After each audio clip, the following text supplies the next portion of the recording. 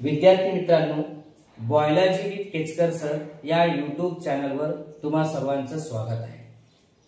काल आपण plant water relation या चॅप्टर मधील प्रॉपर्टीज ऑफ वॉटर याबद्दल माहिती पाहिली। आज आपण वॉटर ऍब्सॉर्बिंग ऑर्गन, प्लांट मधील वॉटर ऍब्सॉर्बिंग ऑर्गन कोणता आहे त्या संदर्भात माहिती जाणून घेणार आहोत। तर तुम्हा सर्वांना माहित आहे the water absorbing organ in plant is root. Plant मधलं वॉटर ऍब्सॉर्ब करणारा कोणता ऑर्गन आहे तर ते कोणता आहे? रूट। तर चला आता आपण रूट बद्दल माहिती जाणून। Root is a main organ of water and mineral absorption from soil.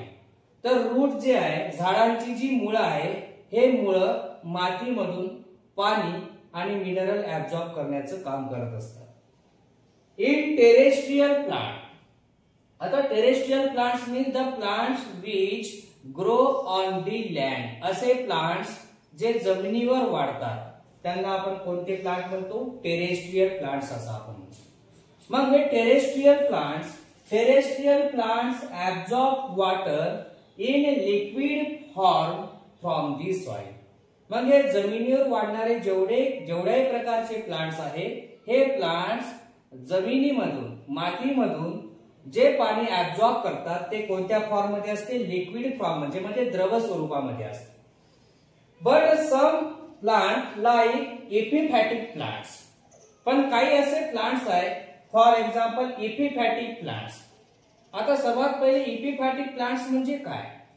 The plants which grow on other plants are called epiphytic plants। असे प्लांट्स, अशा वनस्पती ज्या दुसऱ्या वनस्पतीवर वाढतात त्यांना आपण म्हणतो एपिफॅटिक प्लांट्स।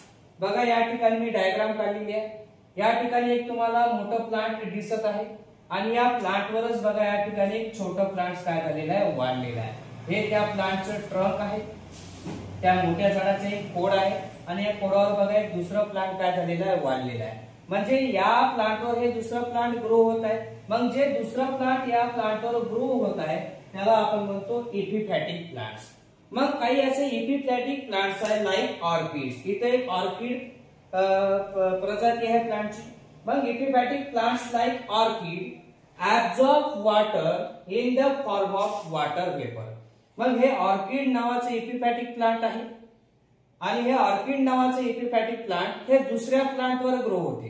पण दुसऱ्या प्लांटवर हे ग्रो झाल्यानंतर हे प्लांट जे काय वॉटर ऍब्सॉर्ब करणार आहे, हे water in the form of water vapour, पाण्याची वाफ, हे पाणीमधून काय करत असते? यूज करत असते। म्हणजे पाण्याची वाफ एअर मधली, हवेमध्ये जी काय पाण्याची वाफ या प्लांटच्या आजूबाजूला आहे ती पाण्याची वाफ हे काय करतो? ऍब्सॉर्ब करून घेतो।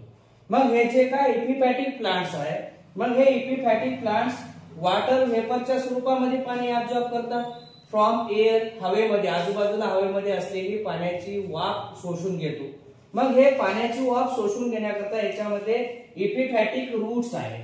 मग बघा हे एपिफॅटिक प्लांट्स आहे आणि या एपिफॅटिक प्लांट्स पासून निघालेले हे एपिफॅटिक रूट्स आहे। मग हे एपिफॅटिक रूट्स काय करतात? या सराउंडिंग मध्ये जी काय एअर आहे त्या एअर मध्ये जी काय पाण्याची वाफ आहे, जे काय वॉटर वेपर आहे, त्याला हे एपिफॅटिक रूट्स काय करतात? ऍब्सॉर्ब करतात। मग हे एपिफॅटिक रूट्स त्या एअर मधली वॉटर वेपर ऍब्सॉर्ब करतात, शोषून घेतात। म्हणजे त्यांच्यामध्ये काहीतरी स्पेशल टाइप्स ऑफ टिश्यू आहे। मग तो स्पेशल टाइप ऑफ जो टिश्यू त्यांच्यामध्ये प्रेझेंट आहे त्याला म्हणतो आपण वेलामेंट टिश्यू। कोणता टिश्यू म्हणतो आपण? वेलामेंट टिश्यू। आणि या टिश्यूच्या मदतीनं ते पाण्याची वाफ काय करू शकतात? हवेमधली, एअर मधली पाण्याची वाफ ऍब्सॉर्ब करू शकतात। नंतर typical root divided into 5 zone. बघा मग या ठिकाणी हे जे मी स्ट्रक्चर काढलेलं आहे, दिस इज अ टिपिकल रूट। मग हे जे टिपिकल रूट आहे, हे टिपिकल रूट 5 झोन मध्ये डिवाइड झालेला आहे। तर पहिला झोन आहे रूट कॅप, दुसरा झोन आहे मेरिस्टेमॅटिक झोन, तिसरा झोन आहे झोन ऑफ इलॉंगेशन, चौथा झोन आहे झोन ऑफ रूट हेअर और झोन ऑफ ऍब्सॉर्प्शन आणि पाचवा जो झोन आहे तो आहे मॅच्युरेशन झोन।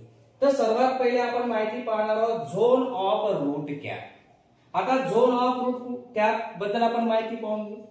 तर zone of root cap protect the root apex. बघा या ठिकाणी सर्वात पहिला जो झोन आहे या ठिकाणी हे जे स्ट्रक्चर दिसते this is called as a root cap.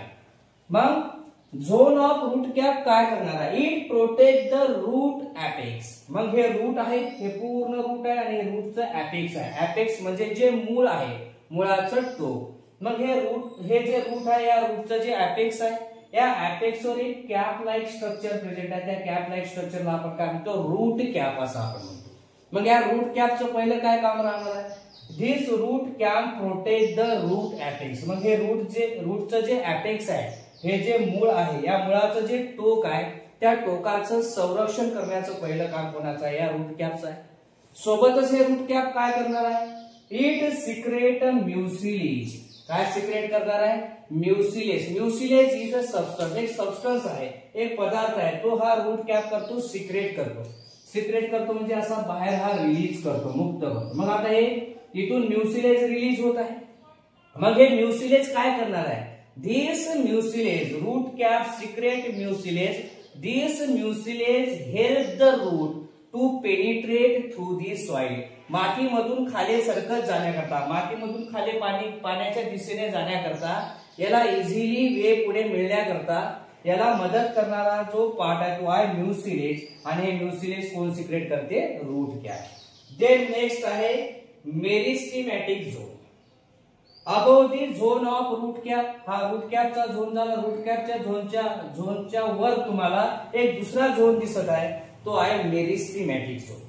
मग आता या मेरिस्टेमॅटिक झोनचं काय काम आहे?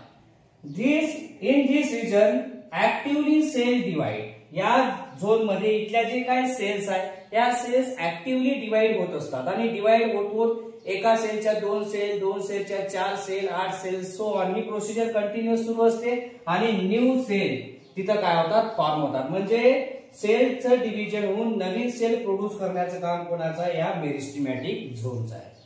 त्याच्यानंतर थर्ड झोन आहे झोन ऑफ इलॉंगेशन. मग आता या झोन ऑफ इलॉंगेशन मध्ये काय होणार आहे? The new cell produce by the meristematic zone. या मेरिस्टेमॅटिक झोनने जेवढ्याही नवीन सेल प्रोड्यूस केलेल्या आहेत, these cells undergoes enlargement and elongation. मग त्या नवीन तयार झालेल्या सेल्स आहेत त्या इनलार्ज होतात, त्यांची साईज वाढते आणि साईज वाढल्यानंतर त्या इलॉंगेट होतात. म्हणजे ज्या सेल नवीन तयार झाल्या, मग या मेरिस्टेमॅटिक समजा या मेरिस्टेमॅटिक रिजन मध्ये हे नवीन सेल तयार झाले, मग झोन ऑफ इलॉंगेशन मध्ये गेल्यानंतर ही सेल इनलार्ज होते आणि इनलार्ज झाल्यानंतर ही इलॉंगेट होते. म्हणजे झोन ऑफ इलॉंगेशन हे नाव कशावरून मिळालेलं आहे? तर मेरिस्टेमॅटिक झोन मध्ये ज्या काय सेल्स तयार झाल्या ते सेल्स इनलार्ज होतात आणि इनलार्ज झाल्यानंतर इलॉंगेट होतात. सेल इलॉंगेट होत आहे म्हणजे त्या रूटची लेंथ, या रूट हे जे मूळ आहे या मुळाची लांबी सुद्धा काय होणार आहे? इन्क्रीज होणार आहे. म्हणजे it is responsible for the increase in length. लेंथला इन्क्रीज करण्याकरता रिस्पॉन्सिबल असलेला जो झोन आहे तो आहे झोन ऑफ इलॉंगेशन. म्हणजे झोन ऑफ इलॉंगेशन जे रूट आहे ते रूटची लेंथ काय करतो? इन्क्रीज करतो, वाढवतो. नंतर आहे zone of root hair.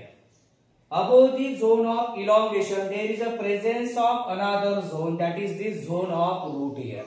This is also called as a zone of absorption. In this region, there is a presence of epiblema cells. मग हे जो रिजन आहे या रिजन मध्ये या ठिकाणी सेल्स प्रेझेंट असतात. त्या सेल्सला म्हणतो आपण epiblema cells or epidermal cell. त्याचं दुसरं नाव काय? epidermal cell. What is the function of this cell? These cell produce a hair-like unicellular outgrowth. मग ह्या epiblema cells मधून हेअर सारखा आपले जे केस आहे त्या केसांसारखं एक बारीक स्ट्रक्चर इथून बाहेर तयार होते, त्याला म्हणतो आपण रूट हेअर. म्हणजे या रिजन मध्ये रूट हेअर तयार करण्याचं काम कोणत्या सेलचं आहे? epiblema सेलचं आहे आणि epidermal किंवा epidermal सेलचं आहे. मग या रिजन मध्ये large number of root hair cell तयार झाले and root hair cell help to absorb more and more water from the surrounding soil. आजूबाजूच्या भागांमधून जास्तीत जास्त पाणी ऍब्सॉर्ब करण्याचं काम कोण करते? रूट हेअर करते. म्हणून झोन ऑफ रूट हेअरलाच म्हणतात झोन ऑफ ऍब्सॉर्प्शन असं आपण त्याला म्हणतो.